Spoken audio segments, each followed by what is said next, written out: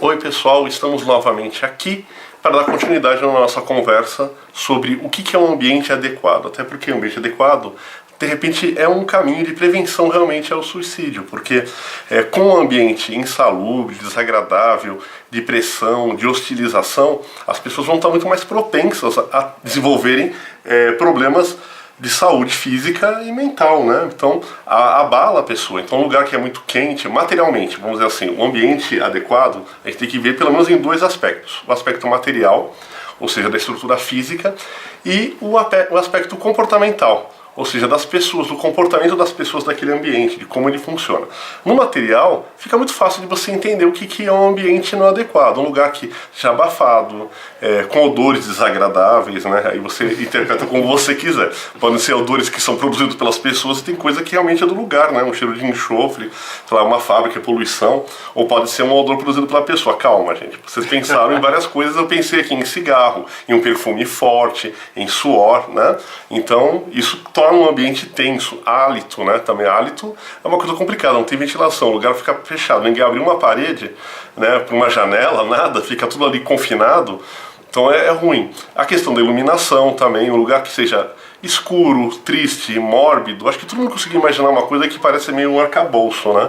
Certo? Então, tipo, fica fechado ali, e com certeza é um lugar que vai estimular a pessoa a ter pensamentos suicidas, né? Pelo menos a vontade de sair correndo, né? Uhum. Agora, o comportamental, eu vou deixar para o meu amigo Michel falar um pouco sobre o comportamento das pessoas, né? As pessoas agradabilíssimas que nós temos na nossa vida, né? E quando a gente começa a falar sobre ambientes hostis ou ambientes insalubres, a gente geralmente pensa nesses extremos, né? A gente pensa primeiro nas questões materiais, né, as questões que são mais perceptíveis, né, mas a gente esquece um pouco dessa questão, das questões subjetivas às vezes, né, que elas são tão às vezes estressoras quanto as questões materiais. Então, por exemplo, se você está trabalhando num ambiente onde você, por exemplo, não tem abertura, por exemplo, para você dar uma opinião ou para você expor, né, a sua visão, seja dentro do ambiente de trabalho ou seja, às vezes mesmo num grupo de amigos, mesmo dentro de casa com os familiares, por exemplo, se você não tem um espaço para falar um pouco sobre a sua visão de mundo ou sobre dar a sua opinião, isso a longo prazo você começa a desenvolver, né, algumas questões psicológicas, questões emocionais que podem influenciar a questão de autoestima, podem influenciar numa questão, por exemplo, de depressão, quadros mesmo que seja brandos, né, de depressão, quadros também de ansiedade.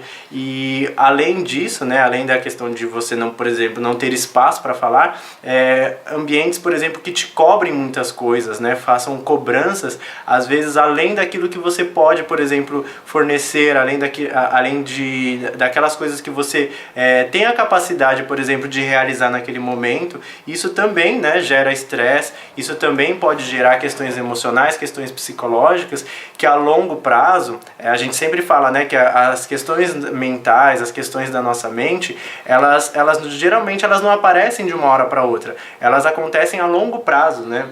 Então é como se fosse, por exemplo, um peso de academia, né? Então pode não ser pesado ali na primeira vez que você levanta, na primeira vez que você carrega, mas depois de um bom tempo você já não consegue carregar mais, você já está muito cansado, né? A fadiga, né? Exatamente, aquilo ali já se torna um peso que você mesmo já não consegue mais carregar. E aí, a partir disso, você pode começar a desenvolver sintomas, pode desenvolver questões tanto emocionais e psicológicas, como a gente está falando, mas até questões físicas, que a gente somatiza, a gente fala, né? A gente acaba somatizando e isso a gente começa a aparecer no nosso corpo e a gente às vezes não identifica, por exemplo, em exames médicos, exames físicos, e tem todo um fundo emocional, todo um fundo subjetivo que às vezes a gente não percebe que pode ser resultado desses ambientes estressores, né? E é engraçado porque a gente, como eu falei, a gente pensa no ambiente de estresse, a gente pensa uma prisão, um lugar, sei lá, trabalhar num cemitério,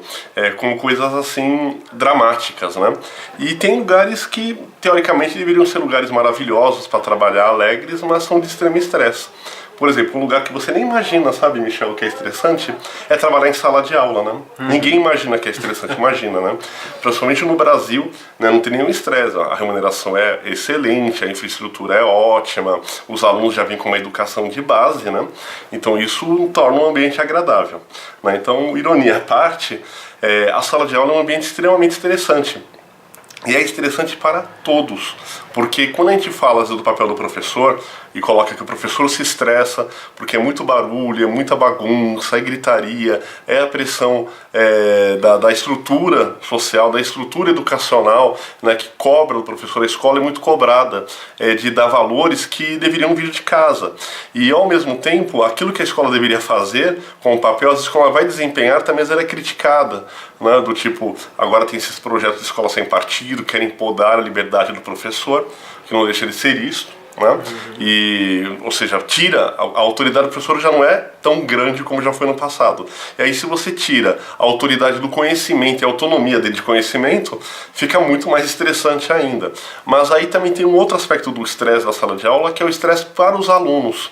Do tipo, alguns alunos atrapalham a aula, outros alunos também se estressam. E aí nós temos estatísticas já hoje apontando a questão de suicídio infantil. Né?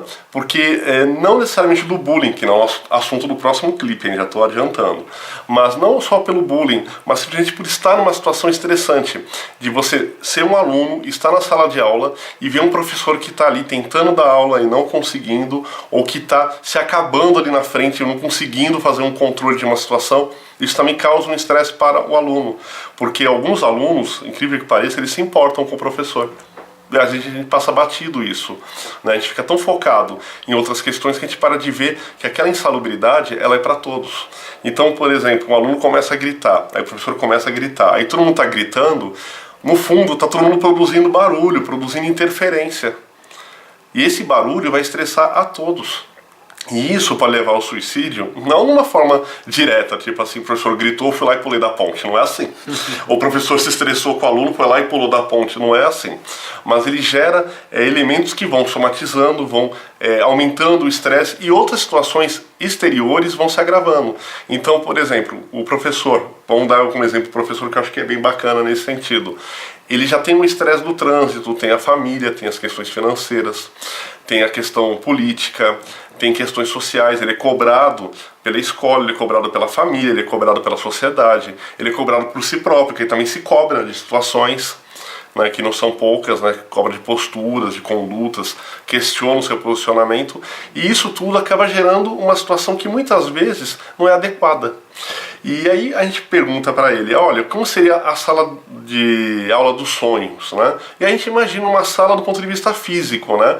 Toda bonitinha, linda, né? Com almofadas para ali coloridas, e iluminação, e sem giz, e tudo com computação, tudo com tecnologia, quando na verdade a sala dos sonhos, de repente, poderia ser uma sala em que as pessoas se respeitassem, se ouvissem, conseguissem uma silenciar para ouvir a outra, aprender coisas que são princípios de cidadania básica, que às vezes a gente não consegue observar.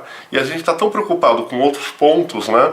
E às vezes criticar determinadas coisas que a gente acaba esquecendo o importante que é o humano. O importante que é, às vezes, o professor conseguir ouvir aquele aluno que não está sendo ouvido. Apesar de ele estar gritando. O que está por trás do grito? O que está por trás da violência? E ao mesmo tempo os alunos também precisariam ter um tipo de educação ou informação, mesmo que fossem crianças, para também começar a observar o professor como outra pessoa. Porque isso é uma coisa que eu sinto muito quando eu entro em sala de aula. Às vezes o aluno ele não referencia que o professor é outro ser humano. Ele não se enxerga como pessoa, não se vê como indivíduo e não vê que o professor é outro indivíduo. Né? E acaba se tornando uma situação que todos são reféns, todos são vítimas e todos são agressores. Né? Então, todo mundo grita, ninguém escuta e muita coisa se perde nesse trabalho. Né? E quando a gente fala sobre essa questão de os alunos, por exemplo, já carregarem, né, essa visão de quem é humano, quem precisa ser ouvido, quem está sendo agredido, quem é vítima, isso a gente aprende desde o berço, né? A gente aprende lá dentro de casa com os nossos pais Então, quando a gente coloca uma criança numa escola, a gente espera, né, que ele já tenha um pouco dessa visão do que é o outro, o que é dele, o que é do outro, como que é ouvir, o que é ouvir, o que é falar, o que é escutar, né, o que é você também respeitar, por exemplo, o espaço, não só do coleguinha, né, do aluno, do colega ali de sala, mas também do professor. Saber também que o professor também tem algumas limitações. Isso também é uma coisa que os alunos já deveriam carregar, né? Trazer de casa, Sim. que é perceber que não só ele tem limitações, mas o próprio professor, a própria escola, a própria equipe também tem algumas limitações, e por isso que precisam também ter um olhar um pouco mais humano, né, em relação a isso, né? E por que isso não acontece, Michel? Por uma coisa bem básica. Porque na casa dele também vive, às vezes, uma situação de estresse. É o pai que briga com a mãe, são questões sociais, de repente é desemprego estrutural, conjuntural, questão de violência doméstica, drogadição. Né? Quando eu falo drogadição, eu falo num sentido mais amplo, né? Eu falo de drogas lícitas, como álcool, como medicações, e drogas ilícitas, né? Enfim, que aí eu não vou ficar fazendo lista, né? Porque senão ninguém merece, né? Sim. A gente vai mudar o enfoque. Mas a violência é algo que é a única linguagem que a pessoa conheceu em casa. E às vezes a própria casa da pessoa é tão barulhenta, é tão insalubre, é tão difícil, o bairro, né, tem um pancadão na porta da casa do aluno, que ele acaba também tendo, às vezes, a escola, por incrível que pareça, como o único referencial de vida civilizada. Então é muito importante a gente parar para pensar que nós somos um referencial de civilização, às vezes, para muitos alunos, principalmente as crianças, né, os menores, que às vezes eles não estão acostumados com algum tratamento, com alguma forma de educação, de civilidade, que na escola vai ser o único lugar que ele vai começar a trabalhar esse comportamento. Isso é muito legal. E vamos falar mais alguma coisa sobre isso ou vamos falar sobre bullying já no próximo ponto? Vamos para bullying. Então vamos para bullying no próximo vídeo. Um beijinho, até lá!